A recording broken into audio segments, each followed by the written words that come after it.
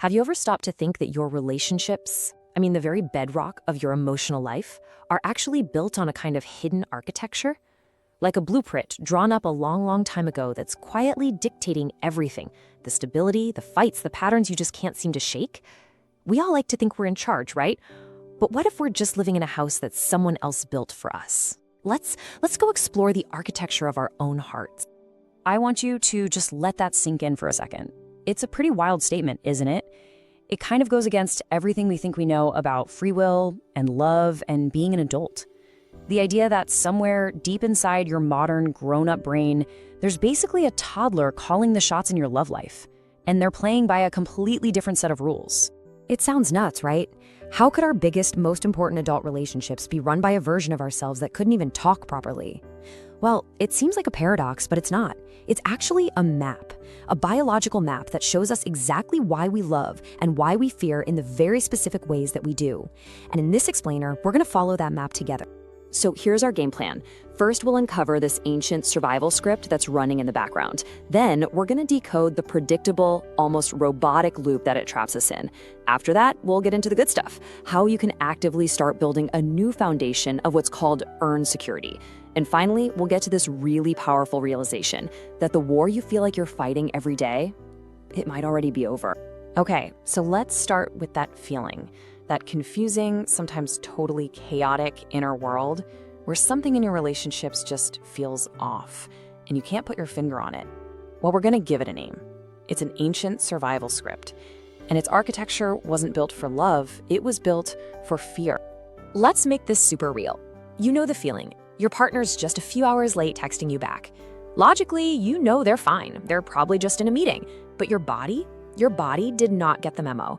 Your heart starts hammering, your stomach twists into a knot, and this wave of pure primal panic just washes over you. It's a total body takeover. Or maybe it's the opposite. Things are going great, you're getting close, and then they look at you and they say those three little words, "I love you." And instead of feeling joy, you just feel suffocated, like you have this overwhelming need to get out, to run away. If any of that sounds familiar, you're not alone, and you are not broken. You know, this experience actually has a name.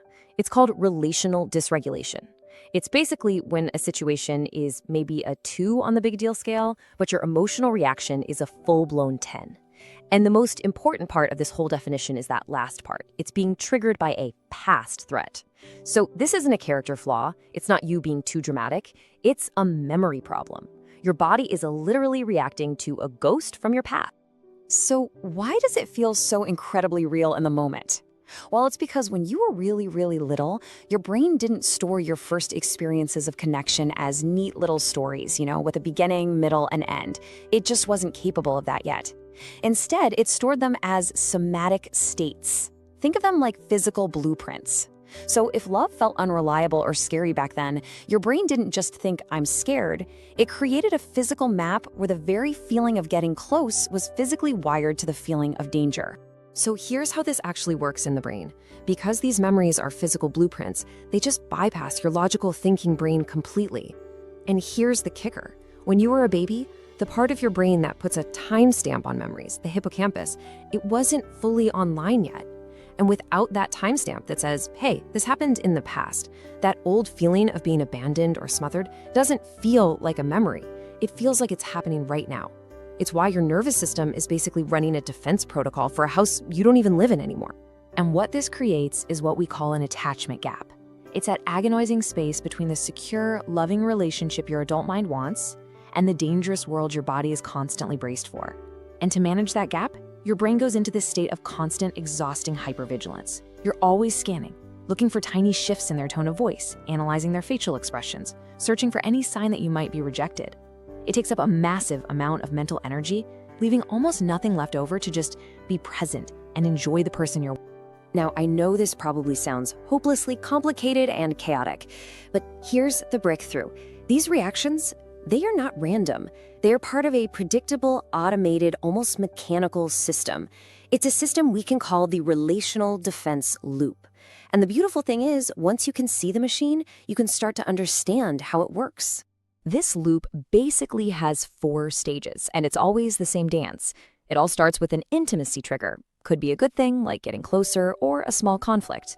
This trigger then activates that old wound, and it's like an alarm bell goes off in your brain. Then comes the most important part, the survival pivot. This is where your brain just automatically runs an old defense program. And yeah, it might give you a second of relief, but all it really does is reinforce the whole loop, making sure it happens all over again next time. So that survival pivot, that's where we really see the two main strategies play out. On one side, you've got the anxious defense, or what we call hyperactivation. When that wound gets triggered, this system goes into complete overdrive. You chase, you cling, you text them over and over. Inside, it feels like an electrical storm, right? This desperate urge to close that gap. The deep fear is abandonment, so the script says, get closer to feel safe. Now, on the other side, you have the avoidant defense or deactivation.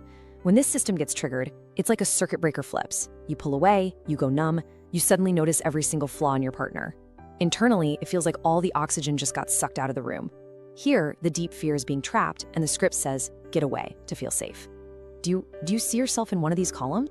So, seeing the pattern is one thing, but as anyone who has been stuck in one of these loops knows, trying to break it can feel impossible.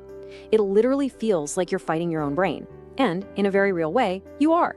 So why is this automated loop so powerful? Why is it so hard to stop? Okay, this is probably the single most important thing to understand. Your brain's number one job is not to make you happy. Its number one job is to keep you alive. And to do that, it has a really powerful bias. It values predictability way more than it values happiness. I mean, from a survival standpoint, it makes sense, right? The devil you know is always safer than the one you don't. So a situation that's painful but familiar, your deep brain sees that as safer than something that might be amazing but is totally new and unknown. And this really shows us the hidden cost of that need for safety. Your internal working model, which is just your collection of beliefs about relationships, it's really just an energy-saving device for your brain. It creates shortcuts. And here's the really wild part. If your childhood was chaotic, your nervous system actually calibrated to that level of chaos. Chaos became your baseline normal, your homeostasis.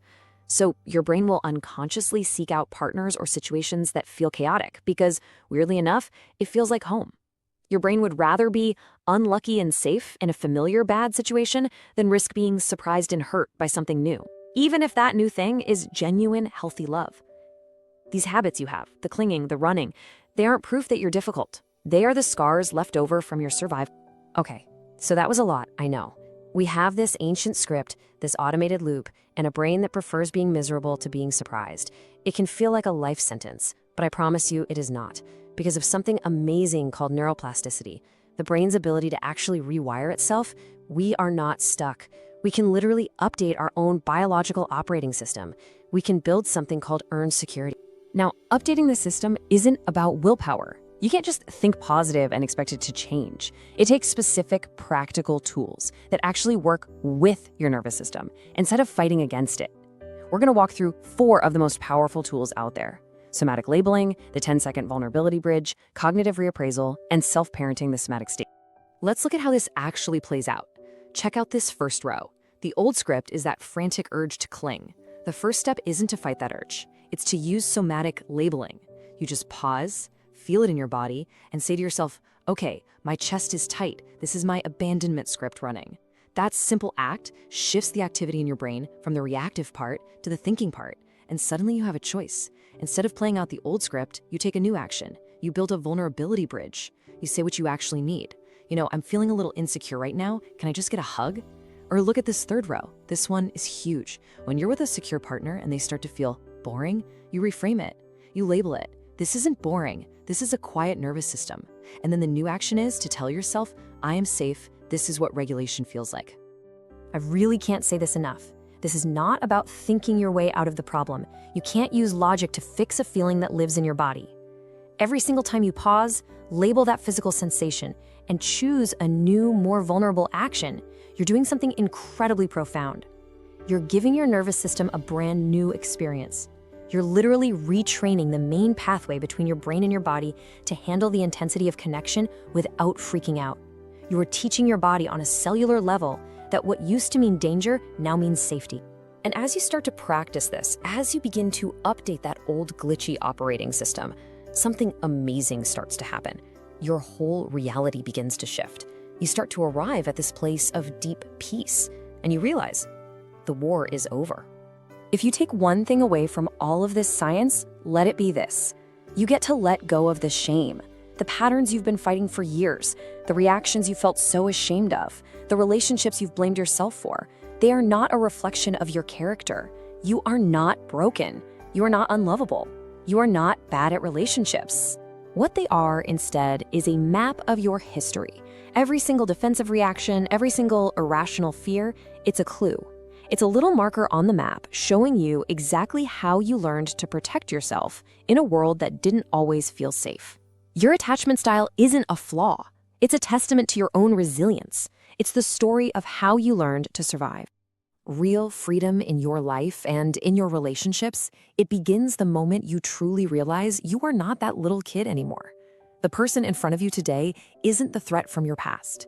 You have new tools now. You have a new awareness. You have a new capacity to feel safe right here, right now. You don't have to keep fighting for safety in a war that ended years and years ago.